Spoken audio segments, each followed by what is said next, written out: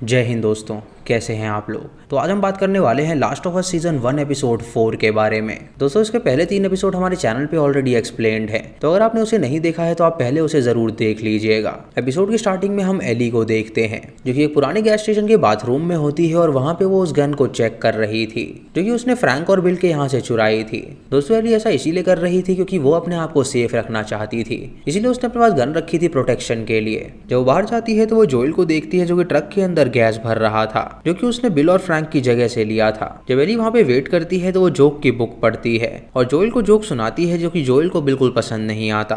उसके बाद जब वो अपनी गाड़ी से आगे बढ़ रहे होते हैं तो एली को उसके अंदर एक कैसेट मिलती है जो कि बहुत ही ज्यादा पुरानी थी। जोएल उससे कहता है कि वो उसे प्ले करे और जब वो उसे प्ले करती है तो बहुत दिनों बाद वो दोनों गाने सुनते हैं। उसे वहाँ पे एक मैगजीन भी नजर आती है जो कि एडल्ट मैगजीन थी, तो जोएल उससे कहता है कि वो उसे तुरंत फेंक दे। एली उसकी बात मान के उसे फेंक देती है और उसके बाद वो दोनों आगे बढ़ते हैं।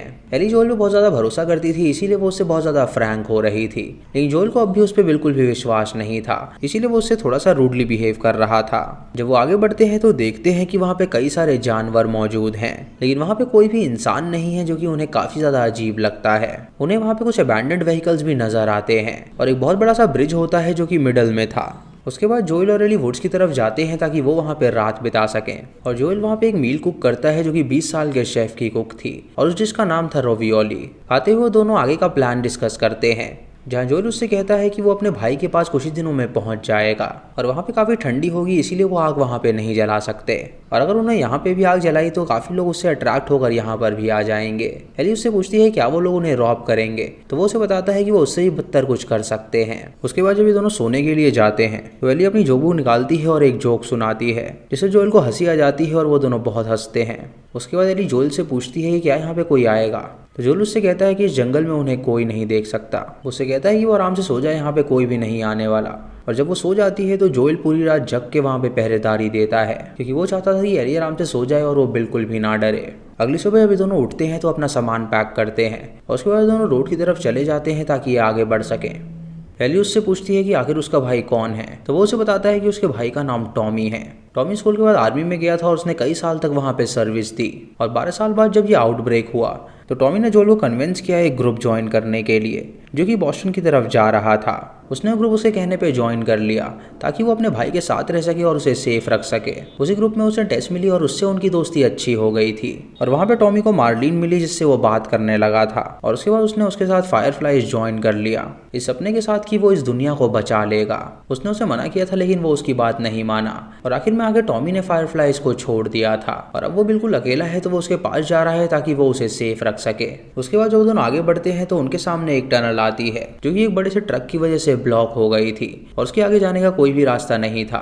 जोएल डिसाइड करता है कि वो लोग लॉन्ग कट से जाएंगे, इसीलिए वो ट्रक को मोड़ता है और वहां जाने के लिए निकल जाता है। वहीं पे हमें कई सारी डेड बॉडीज नजर आती हैं जो कि कंकाल बन चुकी थी, मानो कि वहां पे बहुत ही ज्यादा लड़ाई हुई हो। जब वो आगे बढ़ते हैं तो उन्हें एक क्वारंटीन जोन नजर आता है जो कि पूरा खाली था, लेकिन जब वो ऊपर देखते हैं तो वहाँ पे उन्हें कई सारे लोग नजर आते हैं और उनमें से एक बंदा होता है जो कि जख्मी होता है और मदद के लिए उन्हें पुकारता है, लेकिन वो लोग उसकी नहीं सुनते और वो आगे बढ़ने लगते हैं और तभी वो एक ट्रैप में फंस जाते हैं जिससे उनकी गाड़ी पंचर हो जाती है और वो एक शॉप में जा टकराते हैं। जोएल देखता है कि वहाँ पे कई सारे लोग हैं और उन लोगों ने उन्हें ट्रैप में फंसा दिया है और उनके पास गन भी है जो कि उन्हें मारने आ रहे हैं।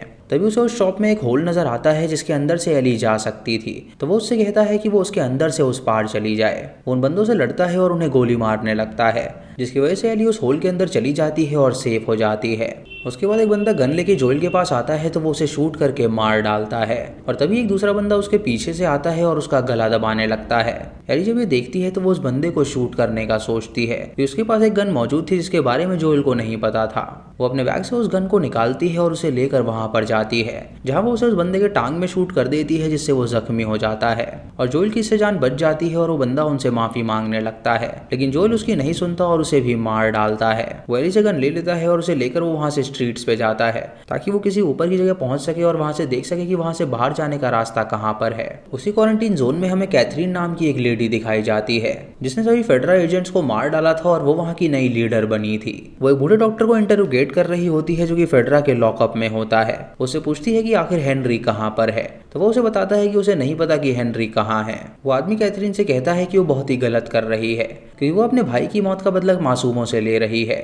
तो कैथरीन उससे कहती है कि वो उसे सही और गलत के बारे में ना बताए, वो बता दे कि वो बंदा कहाँ है, क्योंकि वो उसे अपने हाथों से मारना चाहती है, क्योंकि उसने उसके भाई को मारा है जो कि उसे बहुत ही ज़्यादा प्यारा था। वो उसे सर पे गन रख देती है उसे शूट करने के लिए। तो डॉक्टर उसे बताता है कि वही वो बंदा था जो उसे वहाँ पर लेकर आया था, और फेडरा को उसके भाई के बारे में उसने कभी बताया ही नहीं था। कैथरीन उसे बताती है कि वो जानती है कि उसने उसके बारे में नहीं बताया था, लेकिन हेनरी ने वो सब कुछ बता दिया था, इसीलिए उसे उसकी तलाश है। तभी कैथरीन को बाहर से ट्रक की आवाज़ आती है, तो वो बाहर जाती है जहाँ पे उसकी टीम होती है और उसे बताती है कि उनके कुछ लोग यहाँ पे मारे गए हैं, और उन्हें यहाँ पे एक ट्रक भी बरामद हुआ है जो कि बाहर से आया है, जिसके पास ढेर सारी सप्लाईज थी, मानो कि वो बाहर के बंदे हों। कैथरीन उनसे कहती है क्या पता हेनरी ने उनको यहाँ पे बुलाया अपनी मदद के लिए, तो वो उनको ढूंढे और उन सबको ही मार डालें। उसके बाद वो वापस डॉक्टर के पास जाती है और उसे शूट करके मार डालती है। उसके बाद कैथरीन उन लाशों को देखने जाती है और उन्हें बताती है कि ये हेनरी का काम है, और जब तक वो हेनरी को ढूंढ नहीं लेते वो उन्हें मारता ही रहेगा। उसके बाद उसकी टीम मिशन पे जाती है और एक एक घर को ढूंढने लगती है ताकि वो लोग उन्हें ढूंढ के मार सके। इधर जोएल और एडी एक बार में छुपे हुए होते हैं जहाँ से उन्हें दिख रहा होता है कि कैथरीन के लोग उन्हें ढूंढ रहे हैं। तभी उन्हें वहाँ से एक टॉल बिल्डिंग नजर आती है जो कि उनसे कुछ ही दूरी पर थी, और वो वहाँ पे जाने का फैसला करते हैं ताकि वो देख सके कि वहाँ से बाहर कैसे निकला जाएगा। जोएल एडी से कहता है कि वो अभी से लोगों को ना मारे, क्योंकि अभी उसकी उम्र बहुत छोटी है और वो उस दर्द को झेल नहीं पाएगी। उसे कहता है कि उसे उस बंदे पर ध्यान देना चाहिए था और उसे पहले ही मार देना चाहिए था, जिससे वो बाहर नहीं आती और उस बंदे को शूट नहीं करती। ये सुन के एली उससे कहती है कि ये उसकी पहली बार नहीं है, उसने पहले भी किसी को मार रखा है।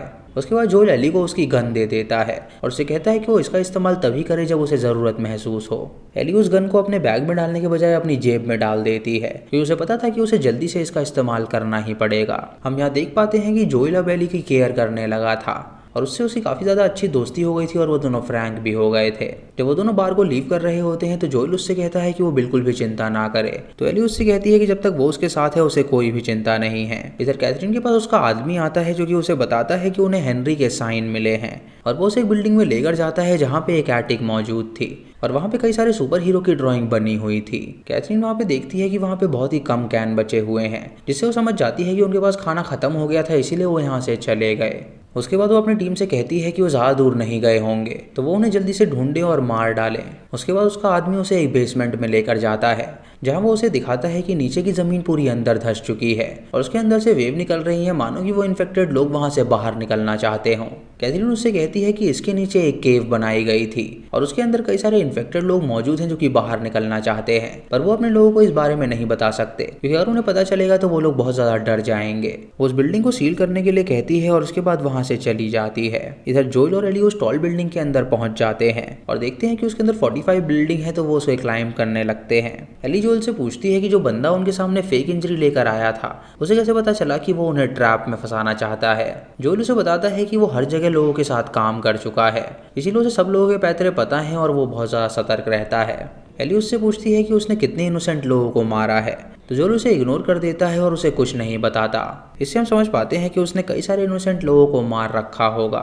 जब वो दोनों 33वें फ्लोर पे पहुंचते हैं तो जोएल बहुत ज़्यादा हाफने लगता है और वो उससे कहता है कि वो और ऊपर नहीं जा सकता। एली जोएल से कहती है कि वो बहुत ही ज़्यादा आलसी है, तो जोएल उससे कहता है कि वो 56 साल का हो गया है और वो इतनी मेहनत नहीं कर सकता। उसके बाद वो दोनों वहीं पे आराम करने का फैसला करते हैं। वो दोनों एक रूम में जाते हैं और वहाँ पे अपना बिस्तर तैयार करते हैं। उसके बाद जोएल कांच को तोड़ के रूम के इर्द गिर्द गिरा देता है ताकि अगर कोई वहाँ पे आए तो उनकी नींद खुल सके और वो लोग वहाँ से भाग सकें। उसके बाद दोनों सोने लगते हैं तो जोएल एली से पूछता है कि आखिर वो क्या कहना चाहती थी, अगर ये उसका फर्स्ट टाइम नहीं था तो पहले उसने किसको मारा है। एली उससे कहती है कि वो इस बारे में बात नहीं करना चाहती। जोएल उससे कहता है कि अभी वो बहुत छोटी है और जब वो बड़ी होगी तब उसके लिए लोगों को मारना ईजी हो जाएगा। उसके बाद एली एक जोक सुनाती है जिससे जोएल को भी हंसी आ जाती है, जिससे हम जान पाते हैं कि वो दोनों और ज़्यादा करीब आने लगे थे।